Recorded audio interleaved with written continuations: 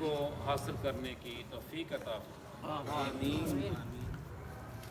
حضرت علامہ مولانا قاری نظردین صاحب الحمدللہ امام و خطیب جامع مسجد حاضہ بڑے محبت شوق کے ساتھ اس مسجد میں اپنے فرائض سر انجام دے رہے ہیں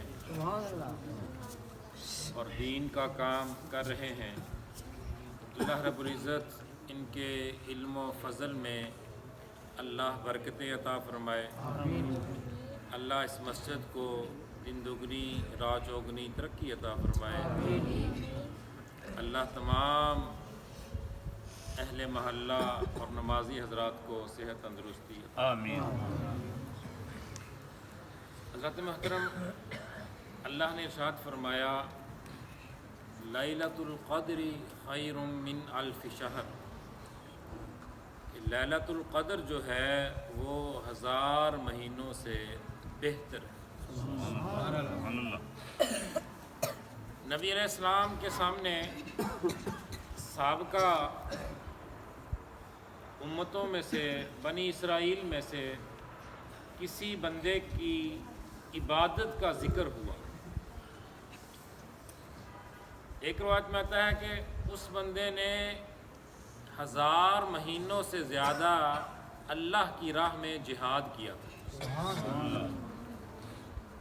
بعض روایت میں آتا ہے کہ آقا کریم کے سامنے سابقہ امتوں کی عبادات کا ذکر کیا گیا، اور چونکہ ان کی عمریں بہت زیادہ ہوا کرتی تھیں تو آقا کریم ان کی عبادات کو سن کر اپنے امتیوں کی عمروں کو لے کر کچھ رنجیدہ ہوئے کہ میرے امتیوں کی تو اتنی عمریں ہی نہیں ہیں، یہ تو پھر نیکیوں میں ان کا مقابلہ نہ کر سکیں گے۔ تو اللہ نے سورہ قدر کو نازل فرمایا، سبحان اللہ۔ اے محبوب آپ رنجیدہ نہ ہوں۔ اللہ اپنے محبوب کو رنجیدہ نہیں دیکھنا چاہتا۔ محبوب آپ رنجیدہ نہ ہوں، غمگین نہ ہوں۔ ہم نے آپ کے امتیوں کے لیے سال میں ایک رات انہیں ایسی عطا کر دی ہے کہ ان کی وہ ایک رات کی عبادت میری بارگاہ میں 1000 مہینوں کی عبادت سے بہتر۔ اور یہ جو لیلۃ القدر ہے نا، یہ بات ذہن میں رکھیں، یہ صرف اللہ نے امت مصطفیٰ کو عطا کی، اس سے پہلے یہ رات کسی امت کو عطا نہیں کی۔ دیکھیے اللہ کی کتنی کرم نوازی ہے امت مصطفیٰ پر۔ امت مصطفیٰ کا کوئی فرد لیلۃ القدر کی رات جب اللہ کی عبادت کر لیتا ہے تو کم از کم 1000 مہینوں کا ثواب تو ملے گا۔ سبحان اللہ، سبحان اللہ۔ اور اگر ہم اس آیت کو دیکھیں نا، اللہ نے فرمایا خیر من الف شہر، 1000 مہینے تو ہیں ہی، خیر ان سے بھی بہتر، 1000 مہینوں سے بھی زیادہ۔ یعنی جو بندہ جس قدر اخلاص کے ساتھ اللہ کی عبادت کرے گا، اللہ 1000 مہینوں سے بھی زیادہ ثواب عطا کرے گا۔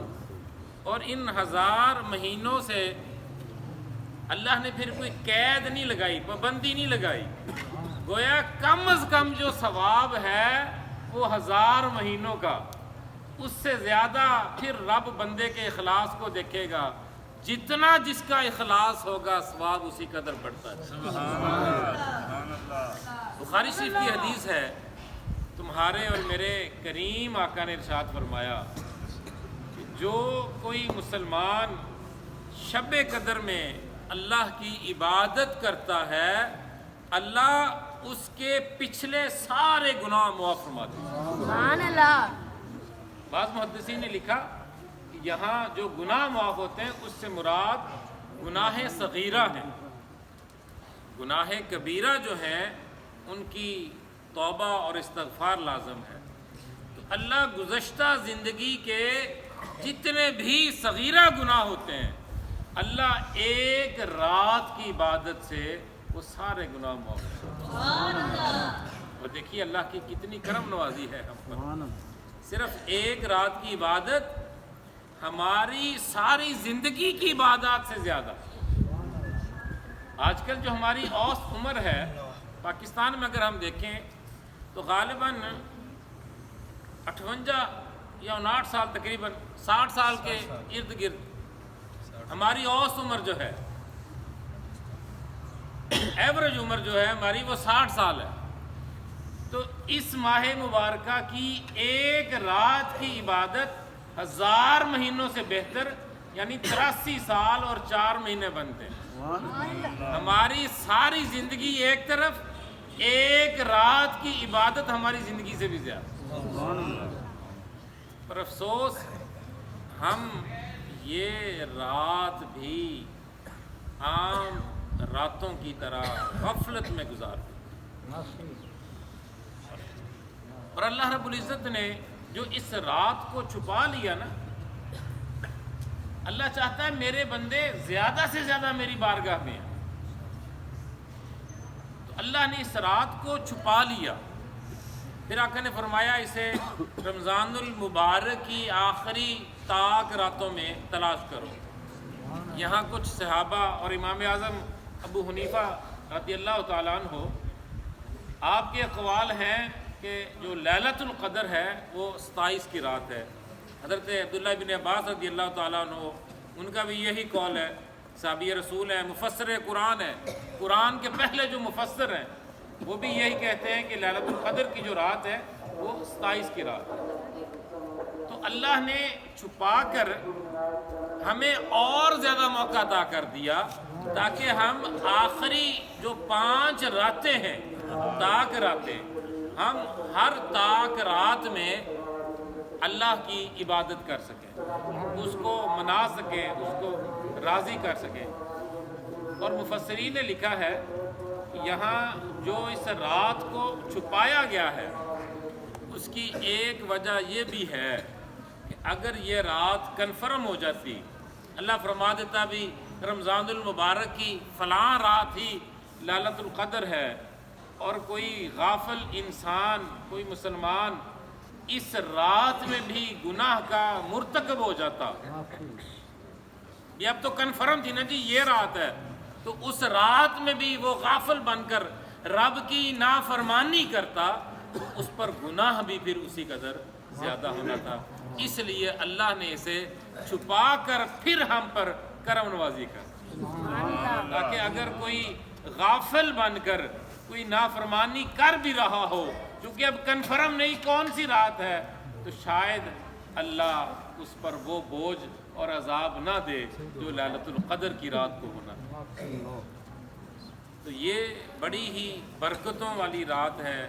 حدیث پاک میں ہے کہ سیدنا جبریل امین علیہ السلام اس رات میں اور فرشتوں کی جماعت کے ساتھ زمین پر اترتے ہیں، اور جو لوگ بھی جس طرح بھی، حدیث کا لفظ ہے، جس طرح بھی وہ کھڑے ہو کر، بیٹھ کر، لیٹ کر، جیسے بھی کوئی بندہ رب کا ذکر کر رہا ہوتا ہے تو جبریل امین علیہ السلام اور فرشتے ساری رات اس بندے کے لیے دعائیں مغفرت کرتے ہیں۔ سبحان اللہ۔ تو یہ بڑی برکتوں والی رات ہے۔ ایک رات 1000 مہینوں کی عبادت سے بہتر ہے، تو ہمیں اس رات سے فائدہ اٹھانا چاہیے، کچھ کرنا چاہیے۔ علماء نے کچھ کام جو ہمیں بتائے ہیں کہ یہ کام تو اس رات میں ہم ضرور کریں کہ ثواب جو کہ بہت زیادہ ہے۔ آمین۔ تو وہ کیا کام ہے؟ علماء نے فرمایا ایک تو اس رات میں کثرت کے ساتھ درود پاک پڑھا جائے۔ سبحان اللہ۔ تو علماء نے نا یہ جو کثرت کے ساتھ لکھا ہے، کہا ہے کہ کم از کم 300 مرتبہ سے زیادہ، جب بندہ کسی بھی کام کو 300 مرتبہ سے زیادہ کر لیتا ہے تو وہ کام کثرت میں شامل ہو جاتا ہے۔ تو جب کوئی کام کثرت کے ساتھ کیا جائے اللہ رب العزت اس کا بہت زیادہ اجر و ثواب عطا فرماتا ہے۔ تو اس رات میں کم از کم 500 مرتبہ درود پاک پڑھیں، کیونکہ ہم نے اس رات سے فائدہ اٹھانا ہے۔ ہماری زندگی کی عبادت سے زیادہ یہ ایک رات ہے، کم از کم 500 مرتبہ درود پاک وہ پڑھیں۔ پھر استغفار کی بڑی فضیلت ہے، اللہ سے معافی طلب کرنا، سبحان اللہ، تو کم از کم 500 مرتبہ ہی اللہ کی بارگاہ میں استغفار طلب کریں، توبہ کریں، رب سے معافی مانگیں۔ اور حدیث پاک میں تھا تمہارے اور میرے کریم آقا نے ارشاد فرمایا کہ جو بندہ ان الفاظ کے ساتھ استغفار کرتا ہے، استغفر اللہ الذی لا الہ الا هو الحی القیوم واتوب الیہ، ابھی پڑھ لیجئے، استغفر اللہ الذی لا الہ الا هو الحی القیوم واتوب الیہ۔ آقا نے فرمایا جو ان الفاظ کے ساتھ اللہ کی بارگاہ میں معافی طلب کرتا ہے، رب کریم اس کی بخشش فرماتا ہے۔ تو اس رات میں کم از کم 500 مرتبہ یہ کثیر تعداد بن جاتی ہے، وہ اس میں اللہ سے معافی طلب کرنی چاہیے۔ اور ام المومنین سیدہ عائشہ الصدیقہ رضی اللہ تعالی عنہا آقا کریم کی بارگاہ میں عرض کرتی ہیں کہ یا رسول اللہ صلی اللہ علیہ وآلہ وسلم، آقا اگر میں اپنی زندگی میں یہ رات پالوں، لیلۃ القدر پالوں، تو پھر میں رب سے کیا مانگوں؟ تو آقا علیہ السلام نے پھر ایک دعا اما عائشہ کو عطا فرمائی، وہ کیا ہے؟ اللہم انکا عفو کریم تحب العفو فاعف عنی۔ اما عائشہ اس رات میں کثرت کے ساتھ یہ دعا مانگا کرتی تھی، اے اللہ تو معاف کرنے والا ہے، معافی کو پسند کرتا ہے، اللہ مجھے بھی معاف کر۔ تو اما عائشہ اس رات میں، اور یہ دعا آقا کریم نے اما عائشہ کو عطا فرمائی تھی، تو اس رات میں یہ دعا بھی کثرت کے ساتھ پڑھنی چاہیے۔ اور علماء نے لکھا کہ چونکہ یہ برکتوں والی رات ہے، 1000 مہینوں سے زیادہ عبادت کا ثواب ملتا ہے، تو ہو سکیں جو کچھ بھی آپ سے ہو سکے صدقہ و خیرات کریں اس رات میں، کہ اللہ 1000 مہینوں کے صدقے کے برابر ثواب عطا فرمائے۔